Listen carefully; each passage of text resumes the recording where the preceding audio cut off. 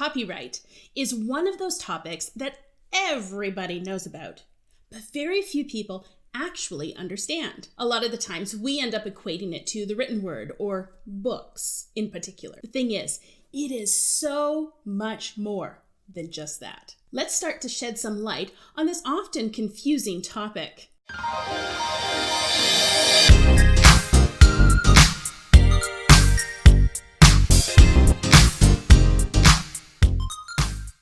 Today's video is the very first in a series of 3 where we talk about exactly what copyright is. Not only that, but we talk about some common misconceptions, and then we delve into where copyright has been in the court system. Let's dive right in, shall we? Now, as we start off, I just want it to be known, number 1, I'm not a lawyer. The information that I'm sharing with you is just that, information that I have found based on my own research. Number 2, the information that I'm going to be sharing is based on Canadian law. I'm a Canadian, I live in Canada, and so that's the information that I know about. So the information that I do share is based on Canadian law. So let's get some of those basics out of the way. What is copyright? Let's pretend that we know nothing. What is it?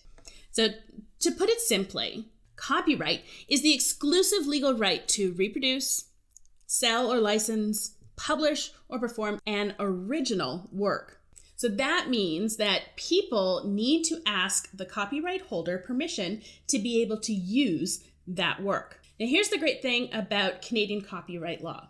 Your creative or intellectual work is automatically protected the moment it's created. Now, sometimes it gets confusing when people start talking about the different items or types of work that are protected by copyright law. There are some things that are protected and there's some other things that are not. And often those other items that are not are protected by a different type of law. So for example, trademarks. They cover different things like words or combinations of words, sounds, sometimes even designs that represent a person or an organization. Patents are what cover new inventions. Then we have copyright, which covers literary, musical, artistic, or dramatic work. Some specific types of work that are covered by copyright would be things like books, of course. Photographs are another one. Movies, TV shows, plays, music, and different recordings. Now, like I mentioned earlier, your creative work is automatically protected the moment that it is created. But there are some things that you can do in order to further protect yourself. So, for example, for added protection, you can register your work with the Canadian Intellectual Property Office. And what they'll do is they will issue a certificate of registration of copyright. Now, the thing with this process is that this part does cost money. So it's going to cost you at least a minimum of $50.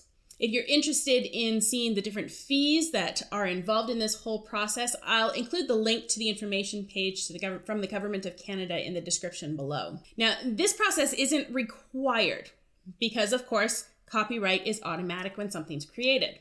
But it is an added layer of protection for you as a creator. It serves as evidence of you as a creator if there's ever a dispute in the matter.